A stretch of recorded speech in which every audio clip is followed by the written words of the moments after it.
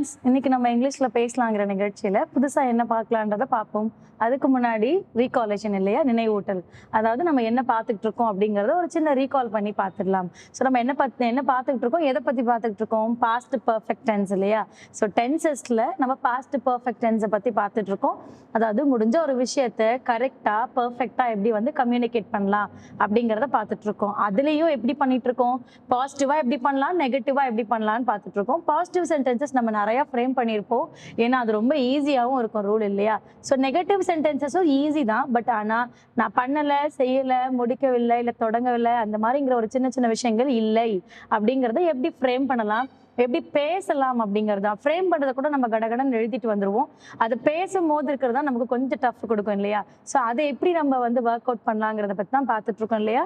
So அது மட்டும் இல்லாமல் நம்ம என்ன பார்த்துட்டு இருக்கோம், டெய்லி ஒரு ஆக்ஷன் வேர்ப் பார்த்துட்டு இருக்கோம்.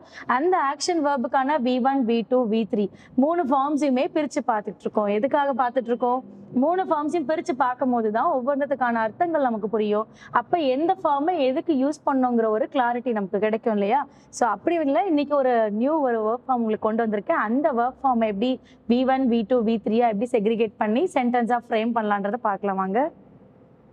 ஸோ நம்ம பார்த்துட்டு இருக்கிறது பாஸ்ட் பர்ஃபெக்ட் டென்ஸ். ஸோ இதில் எக்ஸ்க்ளூசிவாக நம்ம பார்க்கறது நெகட்டிவ் ஃபார்ம்ஸ் இல்லையா? ஸோ நெகட்டிவ் ஃபார்ம்ஸ் பார்த்துட்டு இருக்கோம். ஸோ பாசிட்டிவாக இருந்தாலும் நெகட்டிவாக இருந்தாலும் நமக்கு எது வேணும்? verb ஃபார்ம் வேணும். verb ஃபார்மை V1, V2 அதாவது ப்ரெசன்ட், பாஸ்ட் பார்ட்டிசிபிளை பிரிச்சால் தான் நமக்கு இதில் எப்படி ரூலில் அப்ளை பண்ணுறதுன்னு தெரிய வரும்.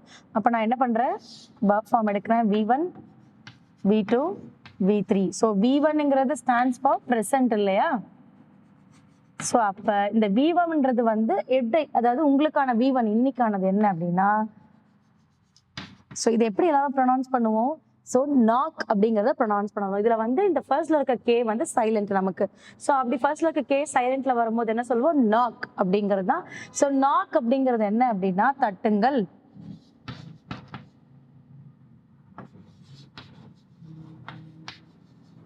ஸோ அதாவது தட்டுங்கள் அப்படின்னா என்ன? Something has to be knock இல்லையா?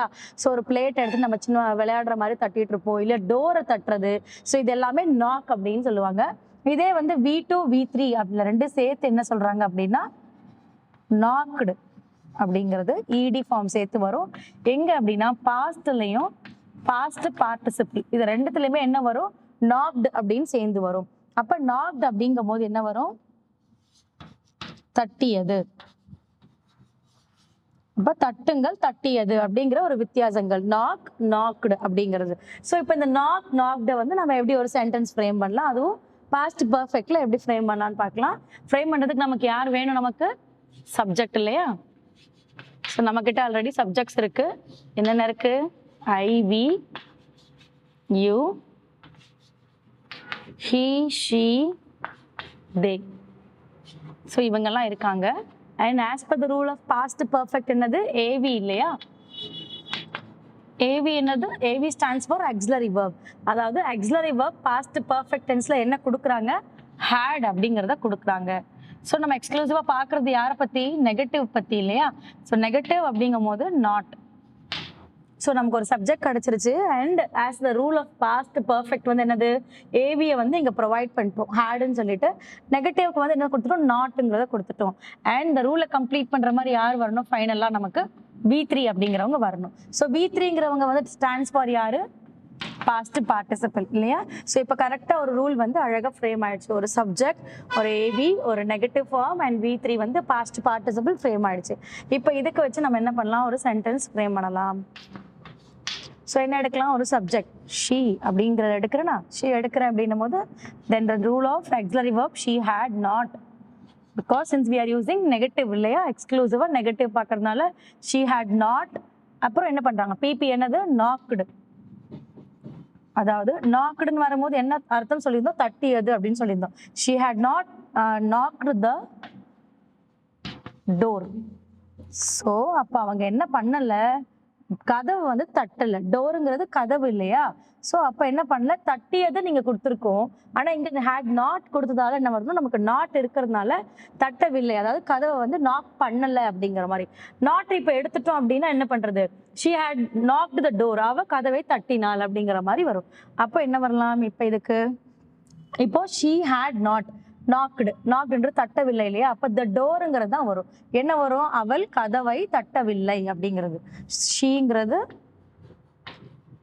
அவள் இல்லையா? அப்ப என்ன பண்ணல, கதவை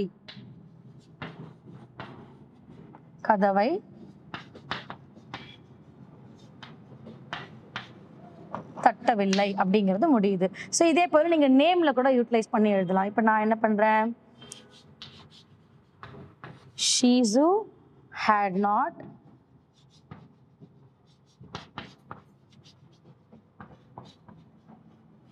knocked the door. ஸோ அப்போ ஷீசு என்ன பண்ணல, டோரை வந்து தட்டல, ஷீசு வந்து கதவை தட்டவில்லை அப்படிங்கிறது. இதே நீங்க தட்டினாங்க அப்படிங்கிறதுனா இங்க நாட் எடுத்துட்டீங்க அப்படின்னா she's had knocked the door, so she's வந்து கதவை தட்டினாள் அப்படிங்கிறது வரும். இதே நீங்க ஷார்ட் ஃபார்ம்ல வேணும்னா ஹேடன்ட் கொடுத்துக்கலாம், ஷீசு ஹேடன்ட் நாக்டு த டோர் அப்படிங்கிற மாதிரி கொடுக்கலாம். ஸோ இப்போ இந்த நாக் அப்படிங்கிறது வந்து நம்ம ரெகுலரா யூஸ் பண்ணக்கூடியதான். பிகாஸ் நம்ம எல்லா இடத்துக்கு போனாலும் டோருங்கிற ஒரு விஷயத்தையோ இல்லை விண்டோங்கிற ஒரு விஷயத்தையோ நம்ம லாக் பண்ணோமா ஓப்பன் பண்ணோமா இல்லை யார் வந்து கதவை தட்டுறாங்கன்னு பாருங்கன்னு சொல்லுவோம் இல்லையா?